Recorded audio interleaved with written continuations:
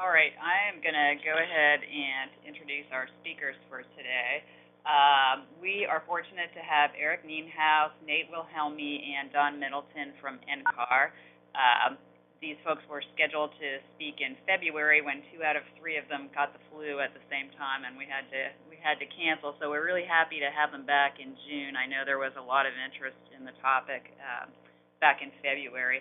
So a lot of, besides providing access to computing capabilities, a lot of science gateways provide access to data.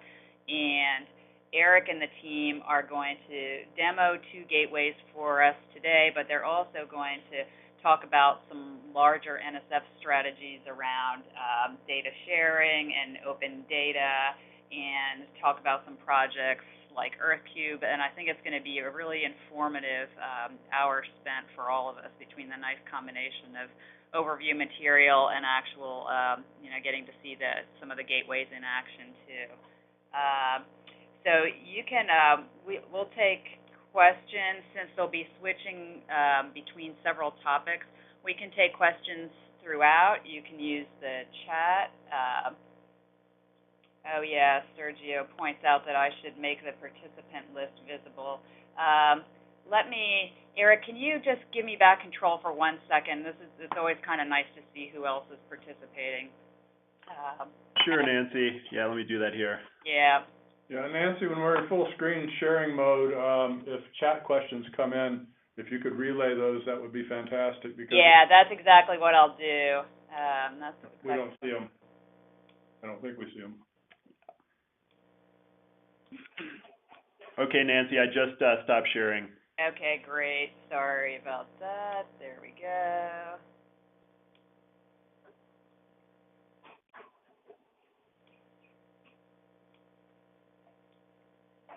Okay, I made you a presenter back, Eric. Sorry about that. Okay, great. Okay, yeah. So we can take questions throughout. I can relay them through chat. I'll leave the participant lines open until we determine that noise is a problem, so you can probably jump in and ask your questions as we go as well too. And with that, I think we are ready to go. Thanks very much to the NCAR team. Take it away. I think, Eric, you're starting off. Is that right? Actually, Don Middleton will start us off. Oh, good. Okay. Yeah, we're doing an attempted tag team of this presentation. This is Don Middleton at NCAR.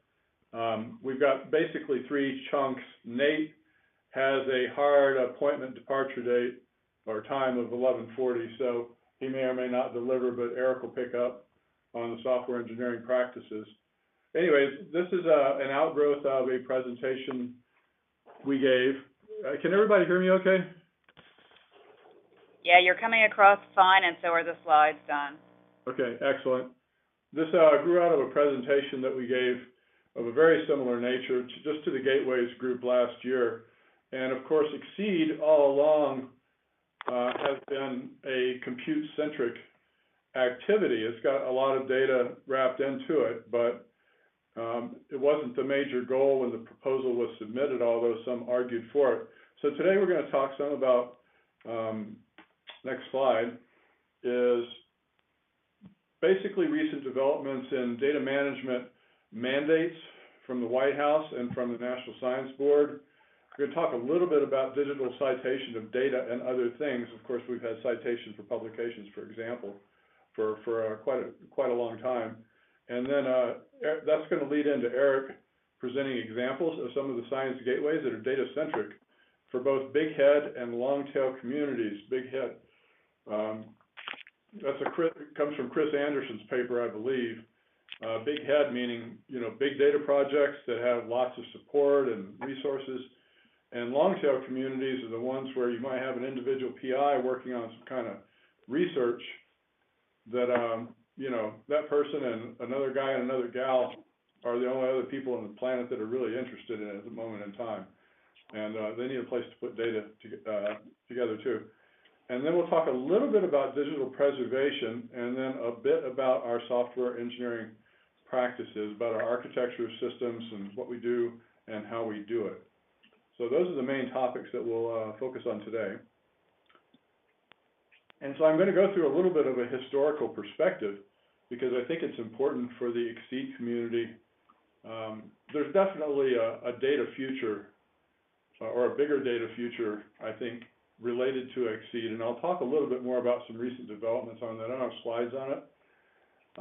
But back in January of 2011, the National Science Board issued a directive that informed NSF policy, and that led to all proposals requiring a data management plan, even if you're not dealing with data at all somehow, and you simply put a few lines in your proposal in the mandatory section that says we're not producing data, therefore we're not managing it, something along those lines.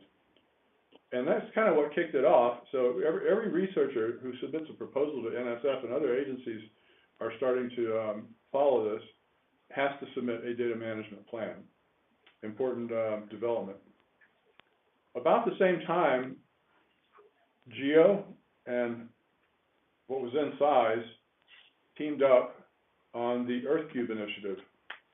And the EarthCube initiative was aimed at capturing all elements of GEO-funded research, reaching out to the long-tail communities. At this point, they have held 27 discipline-specific workshops, with 2 more in the near future. And the idea is to basically boost up data activities in the GEO Directorate with the help of SIZE, to be very much a first-class citizen, one that represents all the different communities out there, many of whom do not have an NCAR or an SDSC or a TAC or someplace to put their data, or one of the major agency data centers in NOAA or NASA. And the ultimate goal, and it's a 10-year vision, is to realize what they have termed interworkability, meaning people, for example, people working in interdisciplinary and multidisciplinary areas can work across the various data sources that are out there without the suffering that goes on right now because of lack of metadata standards, lack of interoperability, and that kind of thing. So that's what EarthCube is all about. And I may say a few more words on that in a minute. Keep on time here. In March 2012, there was a press release from the Office of Science, Technology, and Policy from the White House, where the administration unveiled a big data initiative, emphasizing that, and following suit, of course, NSF has released, along with EarthCube solicitations and DIB solicitations, big data solicitations.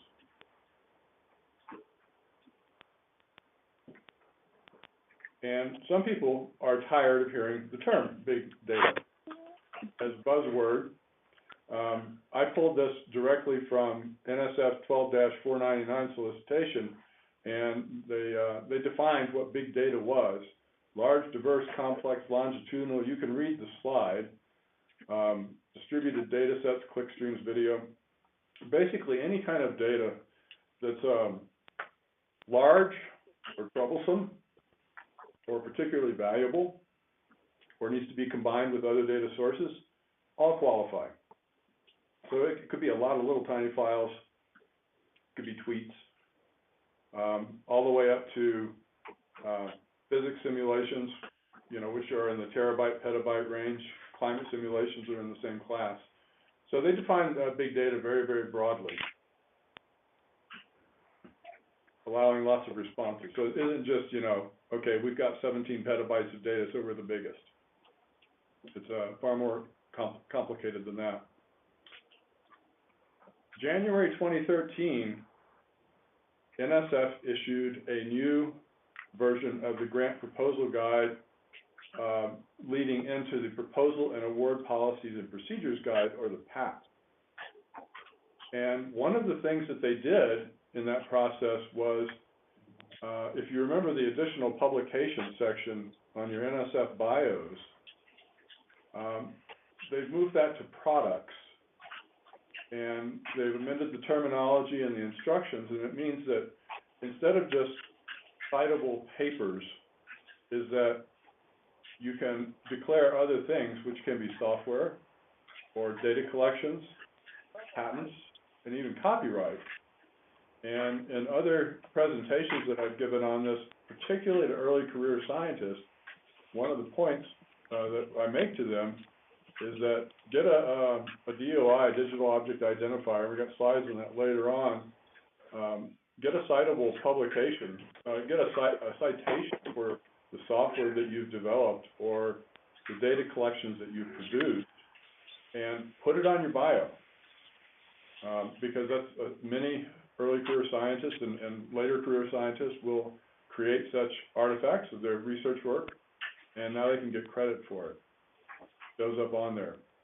So if their list of citable publications is light, they may have some other things to put out there to show progress in their research activities. Don, I'm going to mute the background noise just a moment here. Okay, yeah, it's getting a little... Presentation mode is now enabled. Okay, go ahead, thanks. Before I go on, if the noise got too much, does anybody have any questions about what I was just going over there? Since I just muted everybody, you can type questions into chat and I'll relay them. I don't see any questions at this time. I'll relay them if I see any, Don. Okay, I'll keep going, and if questions pop up, I think everybody probably heard everything. It was just getting chattery. On our end, it wasn't getting unbearable or unintelligible. In any event, in May 2013, there was yet another executive order on open and machine-readable data for government. Says default for government information, but that's basically government-funded research as well. The government's responsible for what data they have, and they are asking each agency to come up with an open data sharing plan, and the agencies are in the process of responding to that. So not only do you have to write a data management plan, you need to figure out a way to potentially share that data with the broader community, to anybody that wants to get to it.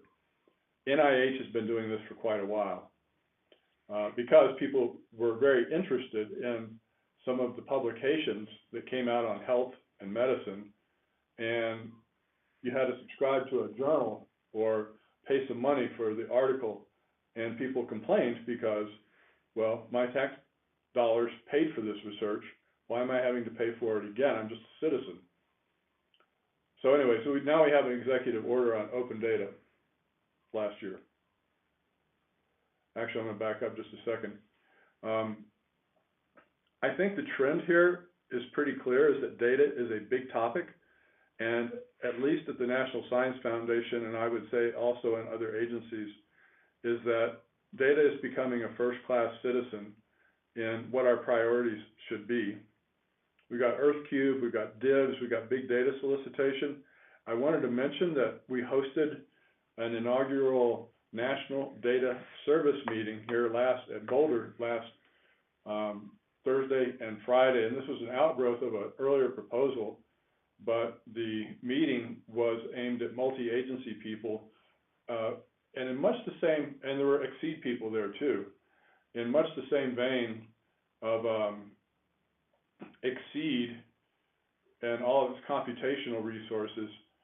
There's I would say, burgeoning community interest in establishing some kind of a data backbone, if you will, software stack that we can install and interoperate and begin to fill in some of the holes that perhaps were not quite filled by the original Exceed and its mandate and its charter from the NSF.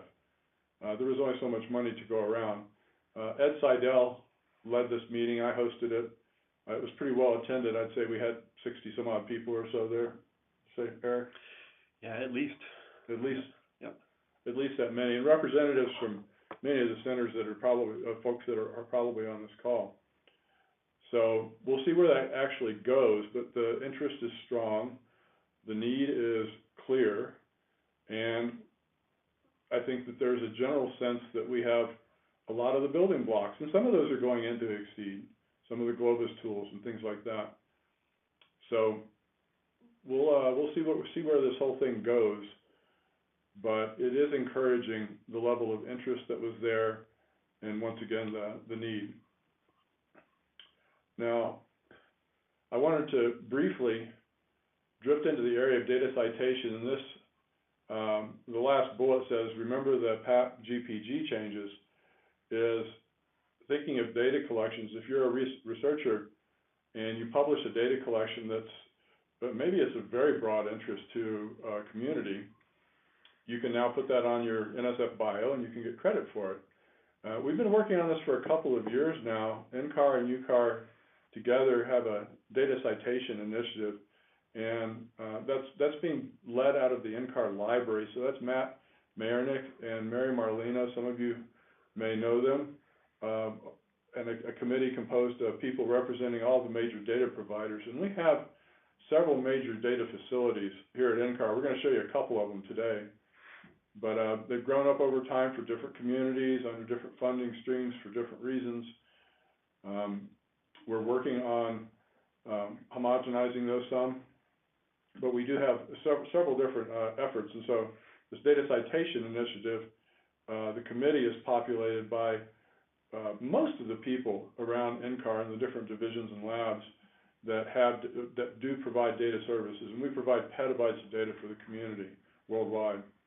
But we're thinking beyond just data.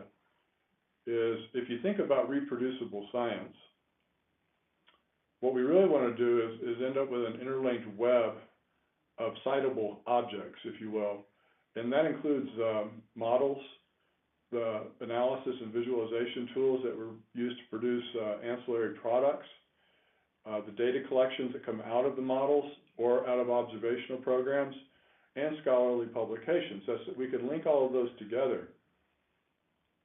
And we've made some good progress in that so far. I know we've got citations for various data collections, and we've got citations for analysis tools. It's not clear if we've quite got the citation for the models yet. Mm-hmm. We even have a citation for Yellowstone, our supercomputer. Don, have you ever seen citations for gateways? I mean, I could see some people starting to list gateways as a product per se. I mean, usually someone will write a paper about the gateway and then that's what gets cited. I just wonder if you've seen gateways develop in this way.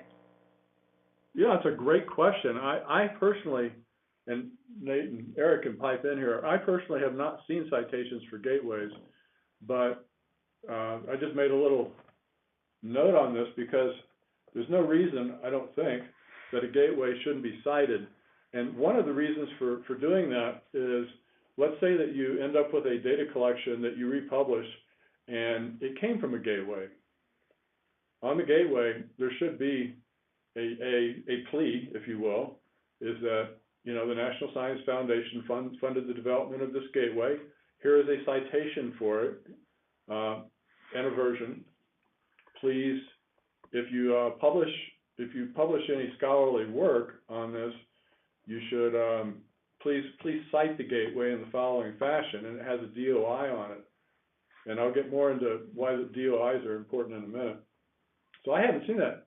Nancy, anybody else on the call seen something other than actually seen a digital object identifier or some other persistent ID? Presentation mode is now disabled. I just opened up the lines for a while since it might be easier for someone to talk. Has anybody else seen that as using DOIs or the products for NSF proposals? Has anybody listed gateways for those? We have a group at NCAR. GitHub just created a collaboration that allows you to create a DOI to cite source code. So there's a group at UCAR that's going to try this. They've got a data gateway product that they're putting up to GitHub, and they're going to try creating a DOI on the source code for the project. But in principle, I mean, it would seem that if data collection can be a work product, and obviously so can a gateway. So I mean, maybe I don't see why it shouldn't be done. Yeah, it makes sense. We've had a lot of discussions about this because, well, actually, let's move on to digital object identifiers and say a few more words about those. For those of you not familiar with them, a DOI, or a digital object identifier, is basically a character string that uniquely identifies a digital object. It is a persistent link, okay? And a responsible organization will always have a landing site, even if it's a tombstone, as we call it, for a data collection that no longer exists. It was pulled, we didn't have room for it, or it was erroneous, whatever. But I didn't update the metrics on this, but as of, when did we give the presentation last year? September? I think it was August. August. Yeah. At that point in time, there were over 85 million DOIs assigned, over 9,500 organizations. That's bound to have grown since then. It's based on an ISO standard. We happen to be using EasyID, which is run out of the California Digital Libraries, and they're participant in DataCite, which is run out of Europe. And so their focus is on basically forming DOIs and the ancillary metadata that's appropriate for data collections. Now, getting back to the earlier topic of gateways, the old model, of course, is to download files. There's a whole bunch of files out there, and you download those things. But more and more, we have services where you say what you want, and there are indeed a bunch of files behind the server, and behind the service, and behind the gateway. And you say what you want, and the system figures out how to pull bits and chunks out of all of those files to give you an aggregate product. So how do you cite that? It's an interesting question, because it's a service now.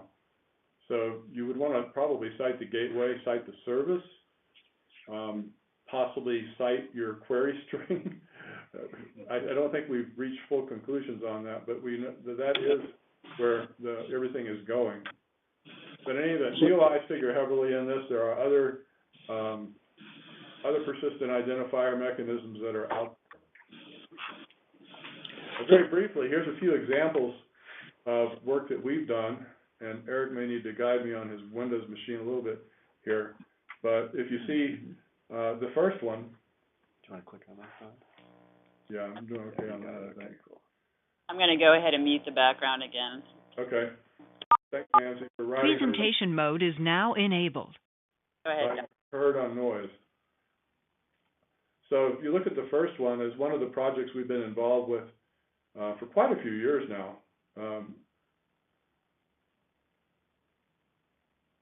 is NARCAP, is the North American Regional Climate Change Assessment Program, which has produced a data collection that has been of very broad interest.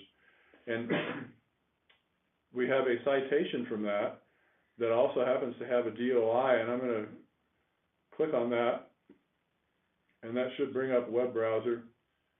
And that takes you to the NARCAP homepage in the Earth System group, which is where we're housing all of these data. And if you go down a little bit to the following the third paragraph, you'll see the same citation there. You can cut and paste that into a publication. So the idea is to make it easy.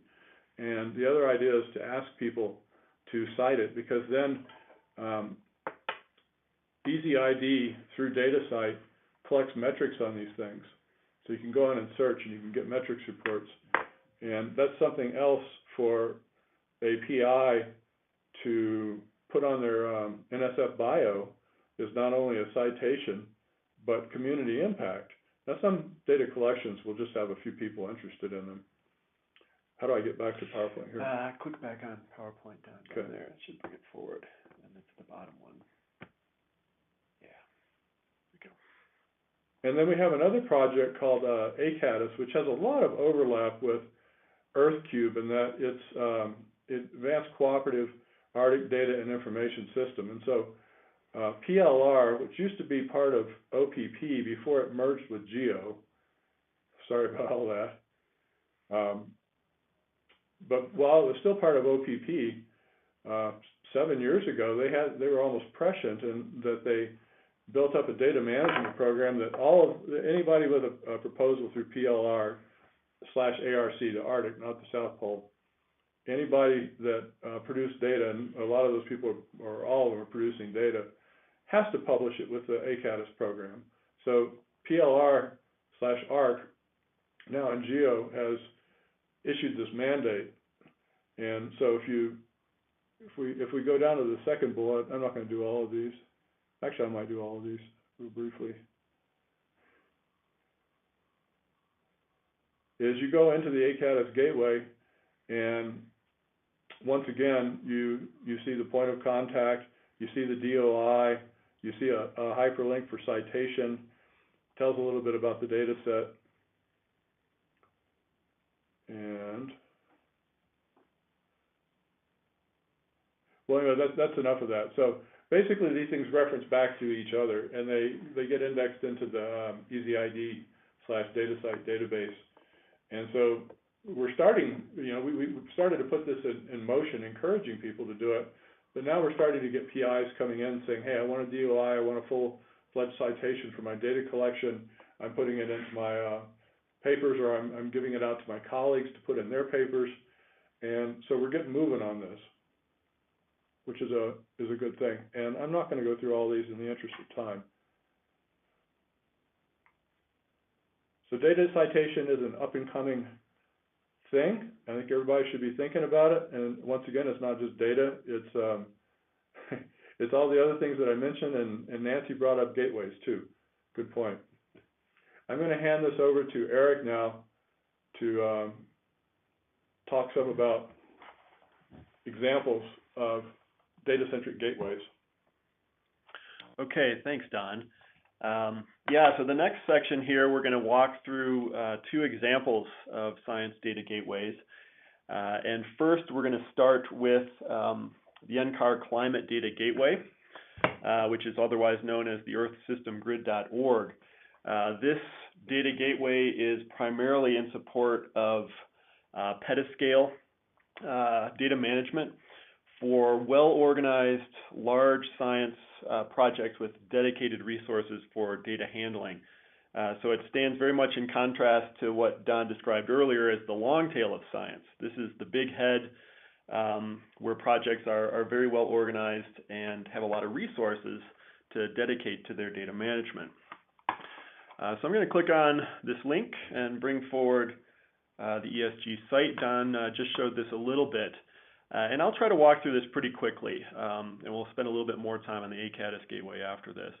But here we have the home page for ESG. This site was actually developed under funding from both the DOE and the NSF, and was primarily created and envisioned for supporting the CMIP activities in support of the IPCC 5-year climate assessment programs. ESG supports a very large international community of researchers and provides access primarily to global climate model and regional climate model output. But there's also other resources here, including access to software, model source code, and things like that. So a couple things to just point out here, and then we'll dive into accessing data. The home page is really about providing access to a faceted search capability that lets you browse and navigate through these climate model products, primarily slicing and dicing by model types, run names, experiments, and things like that. And it also has this section in the middle of the screen for highlighting data sets of interest. Those roll and change frequently based on the data provider's needs themselves. So there's a mechanism and a process there to highlight data collections of interest. So we're going to walk through a very simple and standard sort of data access pattern, in particular one that supports the CMIP 5 community of researchers. So I'm just going to walk us through that here in a minute. So hopefully you can see my screen well. I just popped open the project facet here. This represents all of the high-level activities and climate modeling projects that are represented here in ESG. I'm going to dive into CMIP 5 and start constraining my search, my browse, by choosing a particular model. So these are fairly cryptic terms, but they're very meaningful to the model intercomparison community. I'm going to click on CESM1 BGC. This is a biogeochemical model, and I'm going to choose a particular experiment, CMIP-5 has a very controlled arrangement of data where the experiments themselves are well defined in advance. So again, the community is very versed in these terms and use these to navigate data. So I'm just drilling in here, constraining my search results from the 10,000 or so data collections that are represented here to a couple that are of interest. I'm going to click one of those, and that brings me to a detail page of this data set, a data set being a collection of files where I can get information about this, look at the history, the versions. I'm just going to walk into the download options just to briefly show you kind of the workflow for accessing data. Here, I'm given a choice. I can further constrain by variable. So for example, if I was just interested in temperature, I could further reduce my file set here. And by clicking on these links, I can download data directly. Or I can select multiple files and choose bulk download options. For the two options we currently offer are via a wget script, which the CMIP community uses heavily to download large volumes of data, as well as a tool called DML, which is a download manager user interface for accessing large volumes of files in an unintended manner. So that's a very quick overview of what ESG offers. And I'm going to return to our presentation here and spend a little bit more time on the ACADIS gateway. So I know from Nancy this takes a moment for the PowerPoint presentation to pop up here. So hopefully you can see this. Before we move on to ACADIS, I just want to maybe highlight a few metrics about the Climate Data Gateway, the ESG. It is heavily used. Currently there are about 40,000 registered users, and about 1,000 users are actively using the site each month. And it serves about 60 terabytes of climate and regional climate model data per month. And lastly, we estimate about 4 petabytes have been served by this gateway over time. All right, I want to shift gears a little bit here to the ACADIS project. Again, we just saw ESG, which is an example of petascale data management, meeting the needs of big science, big head science. Next, we're going to see an example of a project and related science gateway that addresses the need of long-tail communities, in particular the ACADIS gateway, which supports a model or a concept of self-publishing as a strategy for sustainable data management. ACADIS provides tools for data providers to manage their data collections themselves, share those data, and ultimately get credit for their research. So again, this is a great example of a long-tail science community, a community supporting really their own data management needs, with a data gateway that's been developed for them by the NSF in particular. So just a little background in ACADIS, it's an NSF funded data management project targeted to the polar Arctic science research community. And as Don mentioned earlier, it comes out of the polar ARC section of NSF. The project itself is a collaboration of a number of organizations and program units, both here at UCAR and at NSIDC at CU Boulder. The NCAR folks are the Earth Observing Lab. They bring great experience in field projects and in particular Arctic field projects. CISL, which is Don, Nate, and my group, we're primarily supporting the project via engineering and software development. And Unidata, which I'm sure a number of you are familiar with, provides support for data translation and visualization. And then the National Snow and Ice Data Center is also involved. They primarily bring science leadership and direction to the project and support the project with data curation resources to help data providers create and author excellent metadata.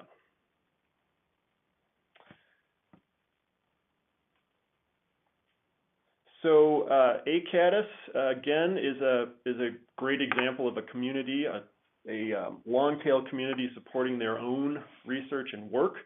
The gateway itself empowers a very diverse community of researchers to manage their own data. Again, it's a sustainable science gateway, allowing the data providers themselves to effectively do the work of managing and sharing their data.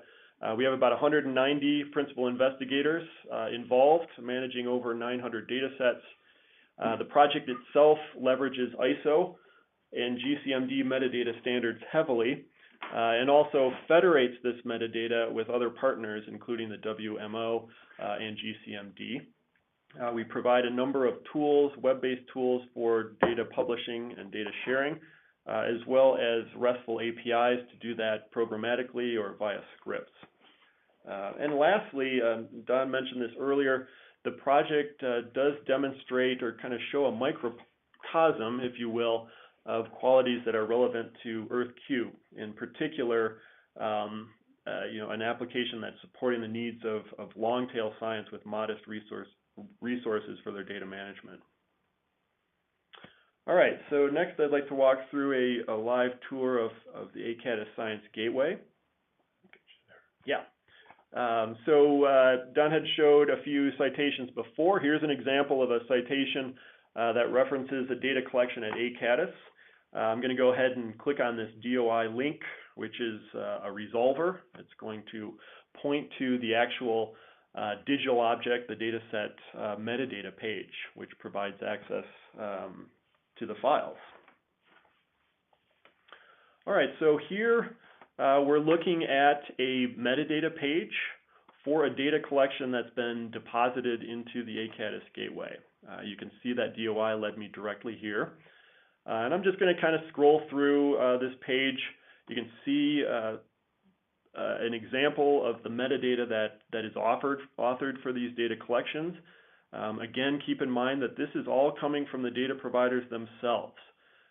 So they're using tools, which I'll demonstrate in a minute, to author and create these metadata records, which are leveraged heavily or based heavily on ISO 19115 geospatial metadata.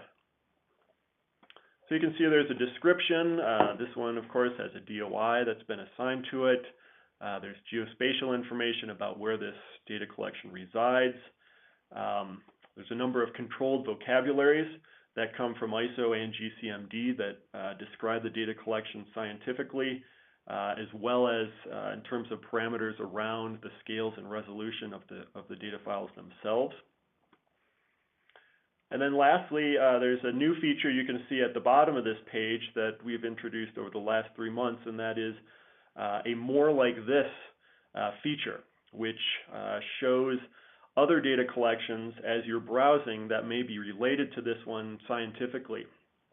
So this is leveraging the scientific keyword information, the abstract, as well as the title of the collection to find other data sets that are similar. So here's a brief example of a data collection that's been authored by a data provider here at ACADIS. So next I want to step back a little bit and go to the ACADIS homepage and talk a bit about the high-level aspects of this application, and then walk through actually editing and authoring metadata to give you a sense of what data providers are doing here. So here we're looking at the ACADIS Gateway homepage. Again, this is a resource for NSF-funded Arctic science, and it's arranged in a very simple way. You can see on the left there are tools for finding data, for downloading data, searching data. There's tools in the middle for contributing. These are primarily what the data providers use themselves. And then on the right are a bunch of links for more information, including things like data management plan templates and other documentation and resource guides on how to plan your field projects, organize your data, as well as an example template for authoring a data management plan. So we find these resources are heavily used. The curation services at NSIDC, as well as the support services from the project, help providers manage, plan, and organize their projects and ultimately get their data deposited. So I'm just going to walk through a little bit of the data discovery and access workflow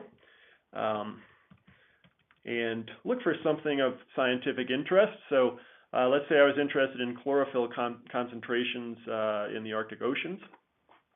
I'm just going to kind of walk through accessing that. You can use a combination of free text search and faceted search, which is again driven by those controlled vocabularies that the providers themselves are authoring. I'm going to drill down here into ocean products. Again, still constrained by chlorophyll. And let's say I was interested in this Niskin bottle data. Niskin bottles are very interesting. They're dragged behind a ship and used to collect particles, constituents of the ocean. Here you see a listing of 4 data collections that are related. I'm just going to drill into one of those here. Look at this Niskin bottle data. Here we're viewing a metadata record, very similar to the other one we were looking at. From this page, I can now download the data products that are here as a zip archive or in a couple other forms. We've found the community of data reusers is very interested in zip files. They're typically using Windows-based tools, so this is a very convenient mechanism for them to access data. So here I've pulled up that zip archive, and you can see there are a couple files in there, including a README or a description of how to use the data, as well as an Excel spreadsheet with the data observations themselves. So that's just a quick workflow, kind of walking through accessing data. Next, I'd like to walk through the process of authoring metadata. And to do that, I'm going to go over to our staging site, which is effectively a copy of our production site, which we deploy to in advance of production releases about every 2 weeks to test and trial and kind of do essentially a smoke test before releasing our software. So I'm logged in here, and I'm going to go contribute some data. First, I'm going to show a very common workflow, and that is a data provider who has an existing data set and has some new data products, some new data files to add to that data set. So I click on Contribute Data. That brings me into my workspace. I'm going to choose Upload Files task here. That's going to bring me to a list of data collections that I can work with and have been working with recently. I'm going to add something to that Niskin bottle data that we were just looking at. I'm going to add a new README file, which is very common for providers to create and author a README when their data products are finalized. I'm going to upload that, and there it is. I've just added a file. It's very simple. We also have RESTful interfaces to do bulk file uploads in the case of needing to upload hundreds, if not thousands of files. But in general, we find the providers, ACADIS providers, are using web-based tools to do this stuff quickly. Next, I'm going to walk through authoring a new metadata record. And I'm going to walk through a very common workflow of creating a subsequent or follow-on collection, where I'm not necessarily going to author all the metadata from scratch. I'm going to utilize an existing data collection to do that and to make things easier for me. We found a very common use case for these researchers is to create data collections on a yearly boundary. They're often up in the field for a couple of months out of every year, and creating a subsequent or a follow-on data collection for existing one is a very common workflow. So to do that, I'm going to click on the metadata or contribute metadata tab here, which brings me a bunch of tools that I can use as a data provider. And I'm going to copy this data set metadata. So what's happening here is I've just created a new metadata record based on an existing one. And I'm going to walk through creating the 2013 data collection. So I'm just walking through the form. You can see an example of what it's like. It's very simple. Has a lot of built-in features to make entering these controlled vocabularies and scientific keywords easy. I'm just going to update a few things here, like the start dates. You can see the region that this data is from. Just change the dates. I'm going to go ahead and save this metadata.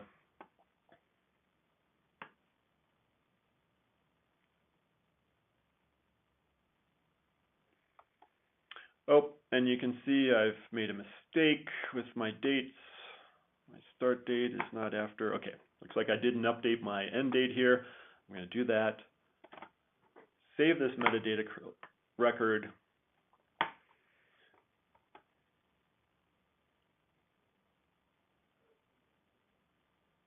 And here I've created a new collection. Next step, I could go add files. I'm not going to show that. We've already seen it. But authoring metadata is simple as that. We've tried to build very basic tools that make creating, publishing, and sharing these data collections as simple as possible. And of course, we're always looking at trying to improve that. Eric, I wonder how much of that data comes automatically from the data set itself. It just seems like you run into the potential for errors when you have someone manually saying, you know, what's the resolution and, you know, what are the GPS, lat long, and all that sort of thing. Absolutely. Yeah, what we're doing here, it's a very good question and observation. What we're doing here is authoring collection level data, metadata, primarily for search and discovery. And there's also other processes in place to derive metadata from the files themselves when they're uploaded and processed. But you're absolutely right. A couple of those fields, Nancy, they're a bit notorious for being inaccurate, and that's something we're working on now to allow a provider to, without uploading data files, to choose those things like resolutions and then have that corrected automatically as part of the workflow when files are added to the system. Yeah, if I could just interject for a second. The first climate data gateway that Eric showed has very tight prescriptions on how the data is formed. And so a lot of useful information and precise information can be derived from the data collections themselves. However, an international group put together a questionnaire to author the full metadata on the model experiment. And that didn't get done to completion at very many places, because I think the final assessment was it took about 2 FTE months of somebody at an associate science level that was very familiar with the model and the experiment set to author that. So basically the end result of those things is the equivalent of a scientific paper on the model and the experiment collection. Mm-hmm. But in ACADIS, the data is so diverse that we can't, we're working on automated tools for pulling stuff out, but we're not there yet. Yep. Yeah, one note on that is one tool or service Unidata is focused on as part of this project is developing a service, a web-based service for converting these highly varied Arctic field formats into something that's more useful, like a NetCDF. So they're focused on developing tools to convert these data files into standard products. At this point in the project, we're trying to capture the best metadata we can, and looking forward, it's improving the file access and usability as well. Great, thanks. We also had a question from the audience about whether you're using Rosetta behind the interface. Question to Eric. Yes, yeah, you may have seen that link as I was kind of walking through some of those data provider tools. The short answer is we are using the Unidata Rosetta tool as part of the workflow to convert, say, Excel spreadsheets or CSVs and other logger type data into standard NetCDF products. That's actually something that's being piloted or beta used right now, and we're starting to get information from our data providers on how well that's working for them. But the intent there is to provide a robust workflow to author and create standard format files that will be much more useful than the original data themselves. And I'm going to say, I'm sorry, did that cover it, Nancy? I think so, yep. Okay, in the interest of time, I'm going to shift over and talk a little bit about preservation. As we are all aware, things are changing very rapidly, particularly in the poles. Northern Hemisphere, Southern Hemisphere. And so much of the data we collect in ACADIS we'll never catch it again. Field project's going to happen, it's going to measure something, and next year it will be different. And the year after that it'll be different. So we've been very focused on making it easy for the PIs to write and implement a data management plan, and for us to catch the data and make sure that we don't lose it. So we take special steps in the area of preservation. I'm going to make this very short so Eric has a couple of minutes at least to talk about the software engineering end of things. But GLADE is our high performance disk subsystem, and so when somebody goes through a publication process like Eric demonstrated, it goes onto the disk subsystem. These data collections are not that large right now. There's some in the future that may be much larger, but these are pretty small. So they're backed up nightly on our HPSS system. And then we take periodic snapshots with the archive with the Chronopolis digital preservation system. And CRON is led by SDSC and the UCSD library with partners NCAR and University of Maryland, UMIACS. And we are a track certified system. It took almost 2 years to get that. That means we're a trusted repository according to an ISO standard. The Council on Research Libraries does this process. And so what happens, let's see, get the order right, yeah. So what happens here is when we take a snapshot of all of the ACADIS holdings, they go into SDSC, and then they are replicated at NCAR and at Maryland. So we've got, I'm not going to go into it, but we basically all got disaster scenarios. But the fact is, given that it's in, there's 2 copies on HPSS, basically we end up with 6 copies of their data, geographically distributed and replicated, and constantly audited. And we're using tools that were built out of the Library of Congress and the National Digital Information Infrastructure Program of a few years ago. The long and short of it is, the chance of, and these systems this is a dark archive, so only a few people can get to it. It's not visible to the users. The users don't even know this happens. But it would take something on the scale of at least a national disaster to lose it all. And so we take not losing stuff very seriously in this particular project, and digital preservation is a really important point. So enough said on that.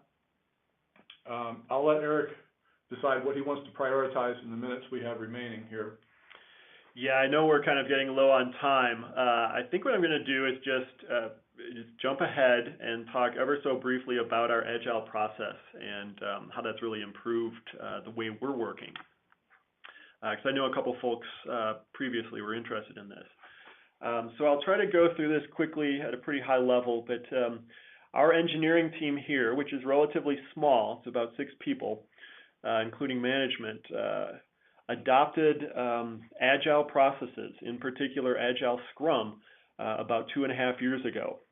And there are a variety of reasons why we did this, but most fundamentally, we wanted to improve our throughput and the quality of our software engineering efforts. And after spending a lot of time, researching various methods, knowing that our own methods were not as good as they could be, we landed on Agile as something to try out.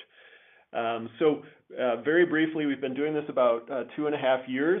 We started out with a few missteps, which we've learned is very common to teams starting Agile their first time. Our missteps were trying to invent Agile for ourselves and taking small bits and pieces of the process rather than using the process kind of by the book. And after about 9 months or so and attending a few great Agile conferences, we learned that to do Agile well and have it fit a team that's not used to working that way, doing Agile, quote, by the book is the best way to get started. So we started with Scrum. Scrum has a very disciplined execution.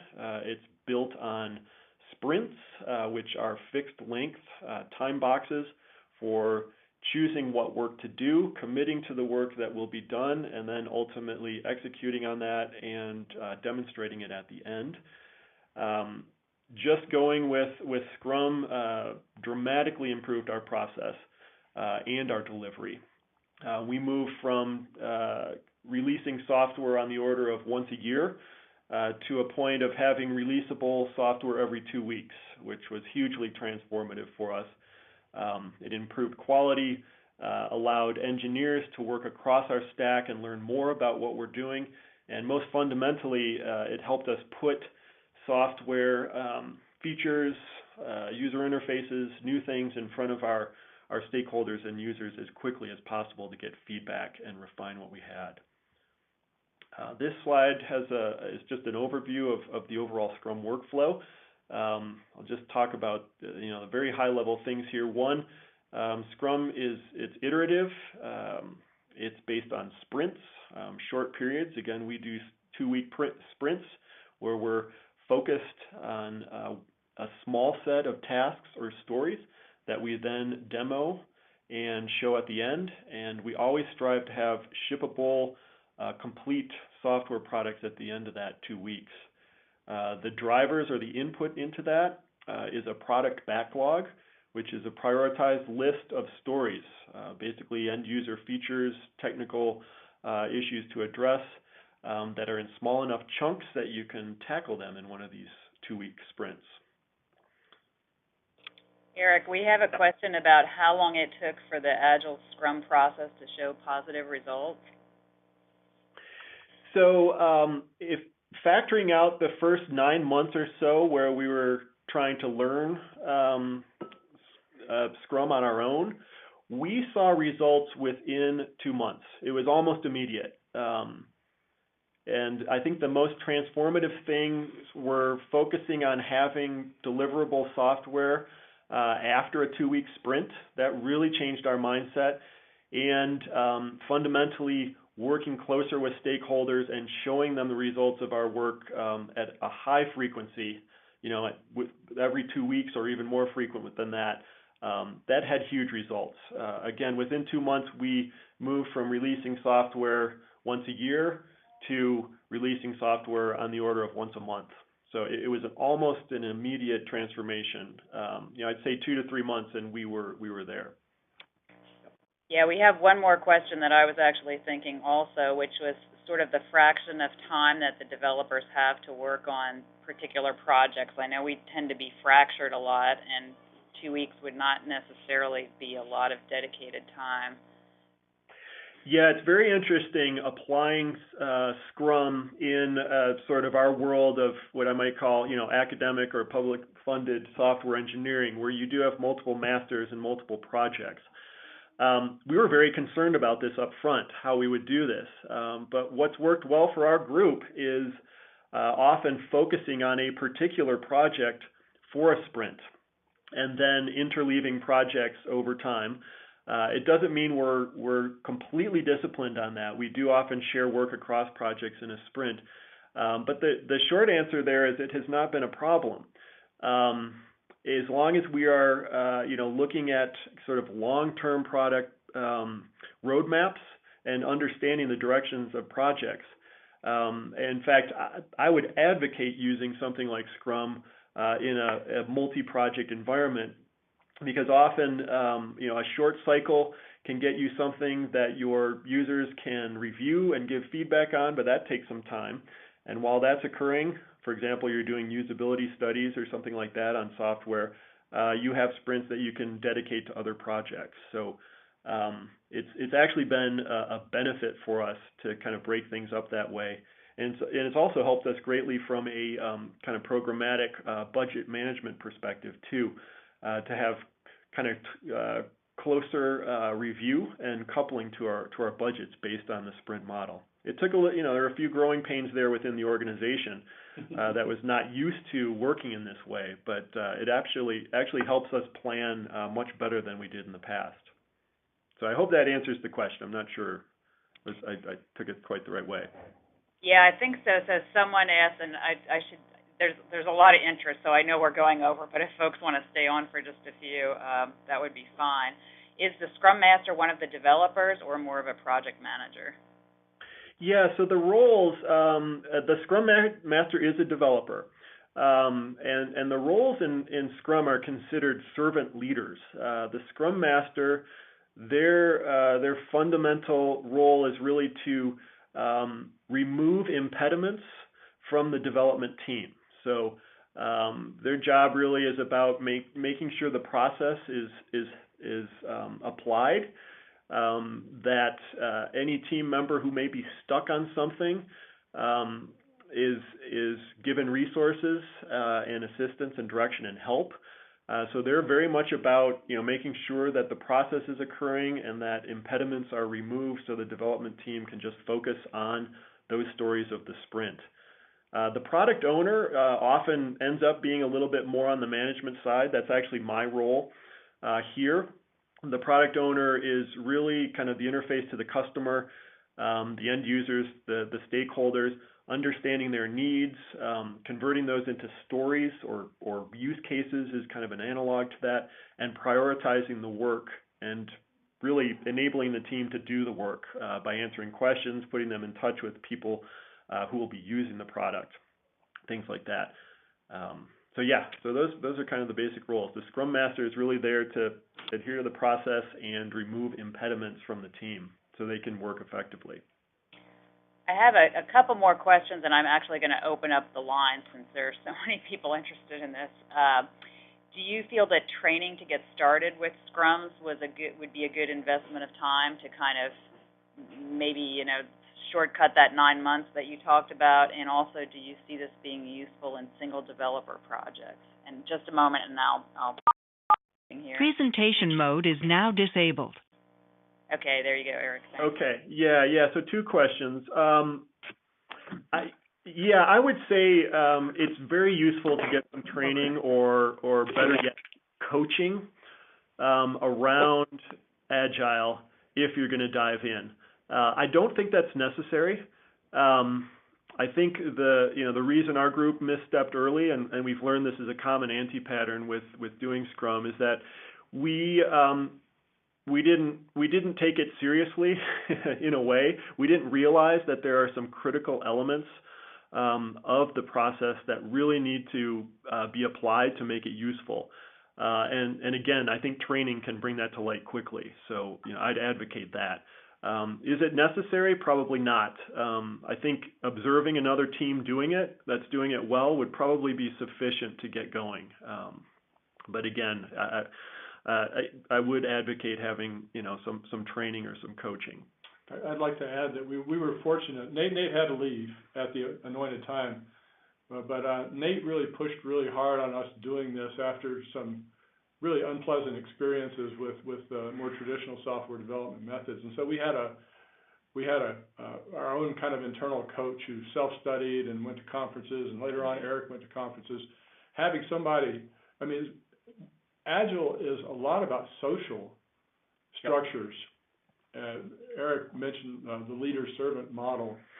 There's a lot of practices or rituals practically that are practiced, and it's important to do them all. You can modify some things to suit your environment. We had to do some budget stuff, for example, but having it really empowers the team, and the team has responded mostly very well. One of the things you'll find in a transition to an Agile process is you may find some people that don't make it. Yeah. That's known, and something that you may have to plan for. Yeah, I'd say, that's some of the challenges of going to something like Scrum is it's inherently a very transparent process, and engineers, folks that are used to working very much on their own in a more isolated manner struggle with this. We've seen some people transition beautifully. It's exactly what they wanted. We've seen others who did not, and did not want to work in an environment where they're extremely transparent about their work and collaborative with others. So those are some of the challenges. To the other question, can you do Scrum as one person? I don't have direct experience with this, but I've certainly talked to other folks that have tried it.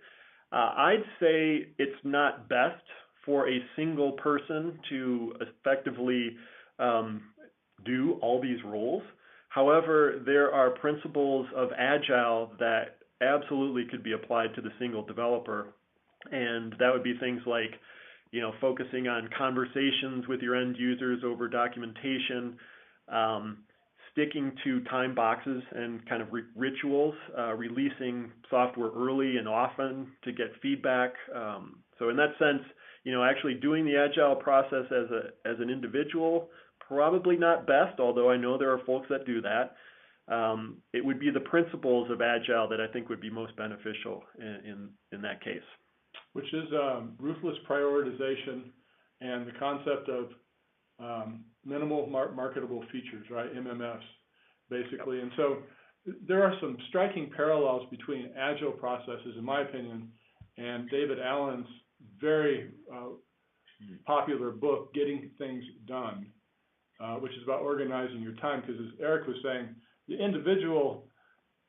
Agile involves a lot of meetings that emphasize the team. And in fact, it's a very transparent process. But for example, the retrospective meeting that's every 2 weeks is, I'm not allowed, I've never been in one of those. People can complain their heads off about whatever they want. They can complain about management or how the process went or what things need to be changed. And so that's closed. That gives the developers a place to self-correct without management interfering. So it's very team enabling. The other thing, I'd venture a guess that healthcare.gov was probably not an Agile process. Just a guess.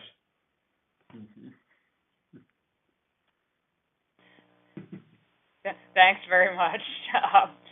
I think we could do a whole session just on this. There's so much interest. We are over time. The fact that there's so many people still on shows the level of interest. I don't know if you have a few things you want to wrap up at this point, NCAR team, Eric and Don. Yeah, maybe on the Agile topic, it's been hugely beneficial for our engineering team. In particular, in that it really eliminated silos of expertise. It doesn't mean there aren't experts or people that have focus areas of interest in Agile, but it really it allowed our team to understand more about what our community needs in terms of our software, as well as what we've built. I see our productivity going up. There are a pile of benefits that I would absolutely advocate for. And as Don said, some of the strong principles around Agile is kind of doing the smallest amount of work you can to learn the most. I mean, it's very much lean inspired in that way. Do less, learn from it, measure it, and then correct your course. And that's been hugely beneficial for us. And from a management perspective, stress levels go way down, because these 2-week cycles, if you spend 2 weeks and you build something that you think is what the customer wants, and you find out that you were horribly wrong, well, you were horribly wrong only to the tune of a 2-week investment of resources, and you correct course.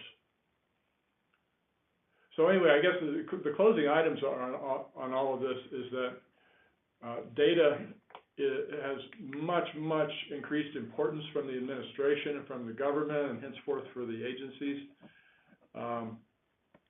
Everyone submitting an NSF proposal, and this is increasingly true in other agencies, has to submit a data management plan. I'm hoping that through EarthCube, maybe this National Data Service, if we get it off the ground, can couple in with Exceed and fill in some of the gaps there, because all of these Exceed researchers have to write data management plans when they write proposals too. And so the idea with this presentation was to expose what has typically been a more compute-centric community to what is happening with data, why it's important, what some of the solutions are. And we threw in the software engineering part because we thought it was really important for all projects, because I think we all been through the thing where you develop requirements for a year and start building stuff and find out that either the requirements changed or you were wrong about them in the first place, or there were higher priorities you should have been working on. And Agile gets all those things out of the way and just bears it down to what is the next most important thing for our users, and you get it done. And everyone appreciates that. And the software developers feel good about it too, because there's that tangible progress that you don't always get on longer cycle workflows for software engineering. That's all I had to say on there. I know we've gone over and appreciate everybody's attention on this. Might be a good thing for to have a longer discussion on what other people's experiences are with various software engineering methodologies. And again, I'm hopeful that we can couple in some other major data-centric initiatives in with Exceed and have those work in harmony in the future, because I think there's a clear need for it. Yeah, I agree, Don. Thanks very much. I think John Towns was maybe at the event in Boulder. He was indeed, and Mike Norman was there too from your place. Yeah, great. So good. Looking forward to that, and yeah, definitely looking forward to further discussions on software engineering approaches. This was fascinating. Eric, if you can stop sharing and return control, then I can turn the recording off and close out the conference.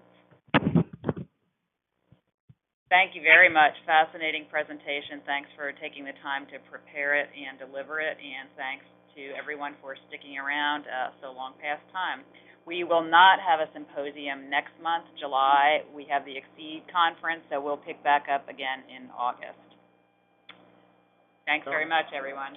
Sounds good. Thanks for having us for repeat performance here. Thank you. Thanks, Nancy. Bye. Bye-bye.